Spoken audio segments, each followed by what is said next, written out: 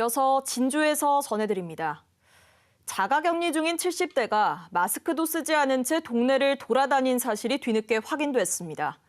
혼자 사는 이 어르신은 치매를 앓고 있지만 확진자가 아닌 탓에 시설 격리도 어려운 상황인데요.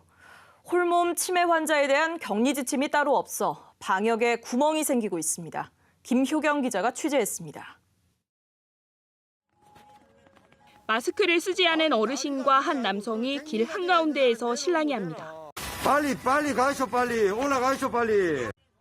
이 어르신은 지난달 16일 코로나19 확진자와 접촉한 뒤 지난달 22일부터 자가격리 대상이 됐습니다. 처음에 격리자라는 그 자체를 아예 모를 정도로 왔다 갔다 하시더라고. 격리가 됐다는 그 소리를 듣는 사람들은 살짝 불안해했지 말입니다.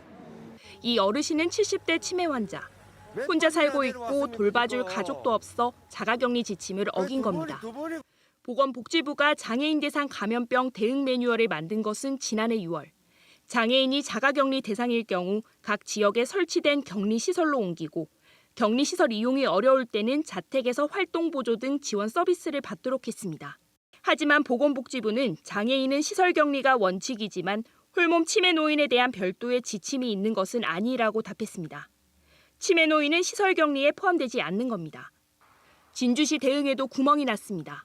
진주시 치매 안심센터는 지난달 18일 이 어르신을 치매 관리 대상자로 지정했지만 자가격리를 통보한 보건소는 치매 여부조차 모르고 있었습니다.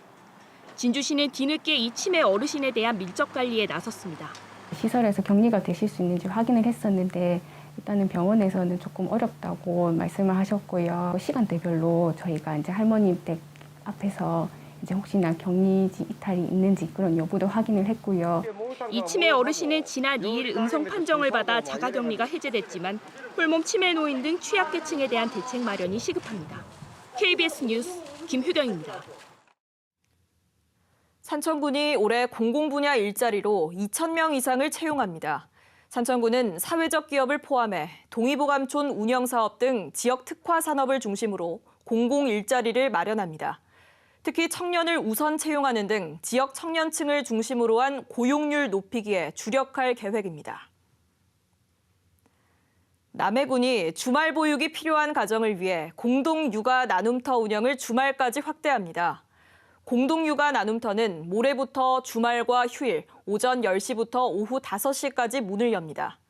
공동육아 나눔터는 남해군이 주민의 육아 부담을 줄이기 위해 지난 2015년부터 운영하고 있습니다.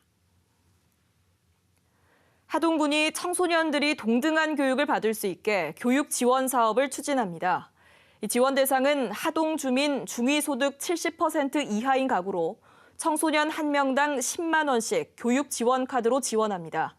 신청은 이달 말까지 할 수 있고 지원금은 책 구매와 온라인 수업비로 쓸 수 있습니다.